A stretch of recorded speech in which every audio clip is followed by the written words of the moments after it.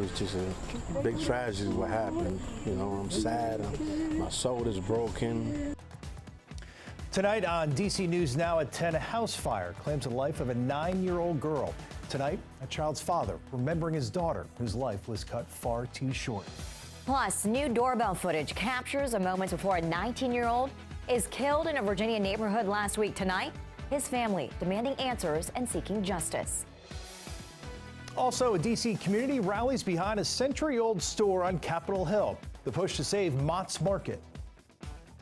Hi everyone, I'm meteorologist Janessa Webb. It was kind of a dreary day across the DMV with a little bit of sunshine, but we have more scattered showers and cooler temperatures. They're on the way. We'll take a look coming up.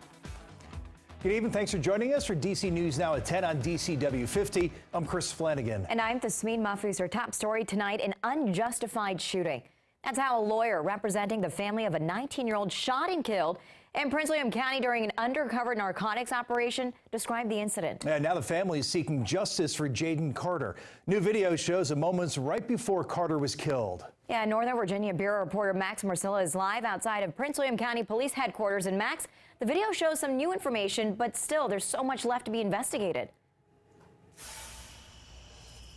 That's right. For the first time, we're seeing the moments before 19-year-old Jaden Carter was shot and killed. But again, as you said, that video still leaves a lot to be determined. We still didn't see any shots fired on that video, so there are still lots of unanswered questions that hopefully will be answered as the police continue its investigation. But for now, even as the investigation by police is still in its early stage, the family's attorney, well, he's not taking any time. He is criticizing the police's actions on that Thursday night. This doorbell camera captures the moments before 19-year-old Jaden Carter was killed in this Woodbridge neighborhood last Thursday. Here's what it shows. A man enters a car and they start driving forward. Then officers surround the car, which then accelerates in reverse, hitting a couple of cars. Officers can be heard saying, "Hands up, do not move, and I will shoot you." But that's all the video released by the family's attorney Joshua Wilson shows before it's cut off. They're just looking for justice for Jaden. There's a lot this video does not answer. For instance, it stopped before any shots were fired. During that operation, there was an exchange of gunfire. Ever since the early hours of the investigation, police made it clear that they were not the only ones to fire shots, though they did not say who else beyond 4 police officers did so. The video does not answer this, nor does it answer what prompted the officers to open fire. But despite lots of unanswered questions, Wilson is criticizing the police response. I don't see any legal justification for them doing that, and their actions were reckless from what I can see. A police source declined to comment on the claims. They're waiting for the investigation to reveal more information. The investigation's being led by the Arlington Police Department as part of a multi-agency group that reviews police shootings. What do you think justice looks like to the family, and what are you seeking for them? I indicated previously we're still in the fact-finding stage of things, so we're still trying to get as much information as possible, and then once we get all the information that we can, we're going to use that to make an informed decision as to what our next step is going to be. So a lot still to be learned, including what intelligence police had going into that investigation. Of course, the actual incident, the shooting incident, still a lot to uncover with that, but a lot of uncertainty. One thing is for sure, that the family is absolutely heartbroken. The attorney actually said he's known the family for about a decade. He said he's known Jaden growing up, called him a nice kid, a respectful kid, and one who just lost his life way too soon, 19 years old. The attorney said he still had a lot more, many more years in what should have been a full life.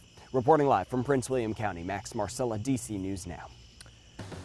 Also developing tonight, tragedy strikes a family in Fairfax County, Virginia. A little girl died after a house fire early this morning. Yeah, it happened on Barrett Road in the Falls Church area. Our Daniel Hamburg spent the day in the neighborhood speaking to that girl's father. Here's more in his report. She always used to smile and be playful. And it was just a big tragedy what happened. You know, I'm sad. My soul is broken. My heart's into a million pieces. Mauricio Arancibia is mourning the loss of his daughter, 9-year-old Casey Ann Arancibia, after she died at the hospital following a house fire Tuesday morning. Nobody could have avoided it. You know, she was asleep in the carbon dioxide. She breathed too much of it, and that's what killed her. Casey lived with her mother and grandmother. I'm grateful that I have great people in my life that supported me throughout this hard time in my life, and my mother of my child. You can see the holes in the roof and broken windows. Fairfax County Fire and Rescue Deputy Chief Lee Warner says it didn't take long to put out the fire. Fire started in the exterior, is what it appears, of the home.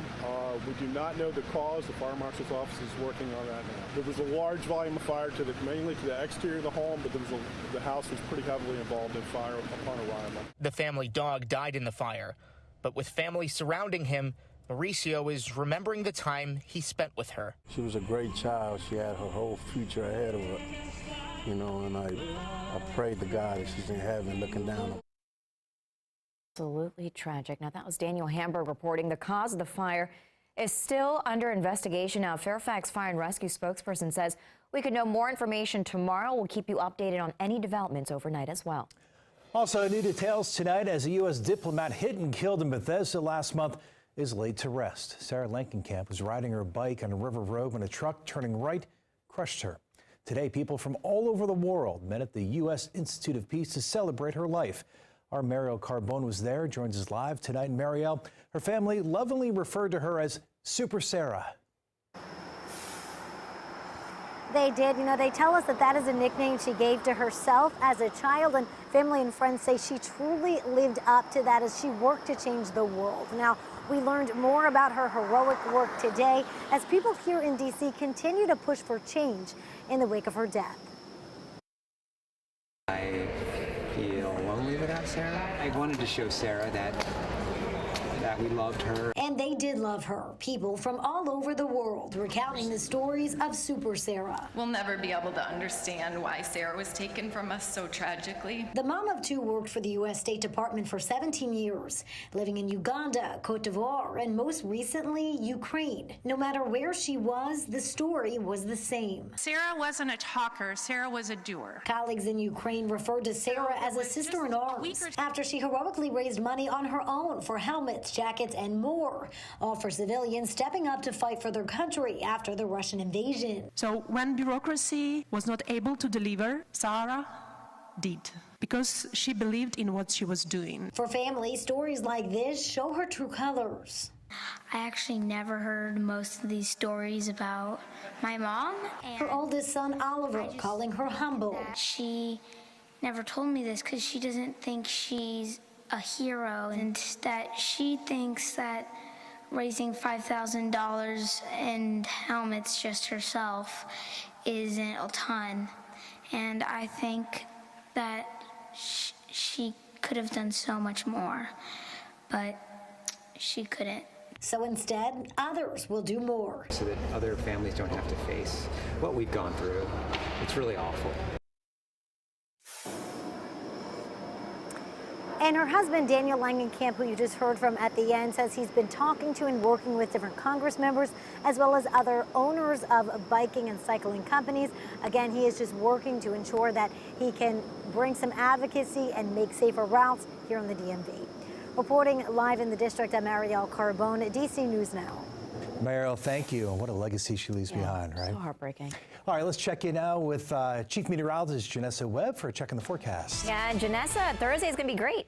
Yeah, Thursday, tomorrow, I'm trying to think of the right word. It's kind of a blah weather day. We have instability that's in the atmosphere, and so the dreary clouds are going to linger along with some scattered showers for our western communities. Right now, we are seeing kind of a dicey weather pattern. Our eastern counties, the clouds continue to linger, but well to our west, even in Hagerstown right now, to the Martinsburg area across I-81, dealing with showers into Boonesboro. Murfreesboro as well. And I'm thinking that this storm will stick together, make its way south and east into the district. So even Montgomery, Prince George's County, you are going to contend with a little bit of rain here in the next hour or so, and then this will continue to dissipate. What's not going to change is the increase in clouds throughout your overnight. This morning, it was a very dicey situation with all the flash flood watches. We had many spots across the DMV, 1 to 3 inches, a few isolated areas up to 5 inches of rain into the Baltimore area. So we are over that hump. We have turned off the faucet for a few hours, and then tomorrow afternoon we're going to watch a little bit more of instability make its way across the area, causing a few more scattered showers. So waking up tomorrow, mostly cloudy conditions. By 9 a.m. we'll be hovering in the mid-70s. So you get showers are returning, but when will the sunshine return? We'll talk about that forecast coming up. Janessa, thank you. So new tonight, it's not the largest grocery store in town. It doesn't even offer the largest selection of items on its shelves, but there appears to be new life tonight for a D.C. grocery store. Dave Laval joins us from Southeast and tells us a neighborhood store will likely reopen its doors to customers. And Dave, I'm sure so many people are so excited about this. And Tusmeen, it's not hard to understand why they're excited. You see, Mott's Market closed in March after it had been in business for just over 100 years. Customers told us they can't wait for the doors to reopen here again. It was a childhood place for me to go and buy candy and things and for my friends, and so it's going to remain that in the future. Steve Langley has fond memories of Mott's Market. He's pretty much lived his whole life next to it in this Capitol Hill neighborhood. Langley is glad to see he'll be able to shop there again. It is locally based. It's a neighborhood resource, and I think it'll be just a wonderful place for families and kids to shop and to hopefully hang out and enjoy other community and family activities. The group Save Mott's Market recently bought the building that housed the market. It said on its website it wants to preserve and revitalize the corner market on 12th Street Southeast. That's great. We all love Mott's. So these guys were very disappointed when they heard it was going to close. So I think we're thrilled. The market means a lot to Aisha Singh and her family. It's just a beautiful, it's like a great local market that they love to go to. They could go there after school, and it was a place that they could go to pick up little things. It's inexpensive, that's what she has to say. So it was just a nice addition to the neighborhood. Mott's was not the only market in the neighborhood. 2 others are just a few blocks away, but Mott's offered something special for its customers. It's not that it's a great store, it's the convenience. And for me, convenience and time are very important. It's a community resource, so I'm excited about the future. A future that includes shopping once again at this corner market. Members of Save Mott's Market did not respond to our request to comment on the story, but they did say on their Facebook page the next step is to raise money for the renovations. There is no word on how long it will take to complete those renovations or when Mott's Market could reopen for business. Live in Southeast, Dave Laval, DC News Now.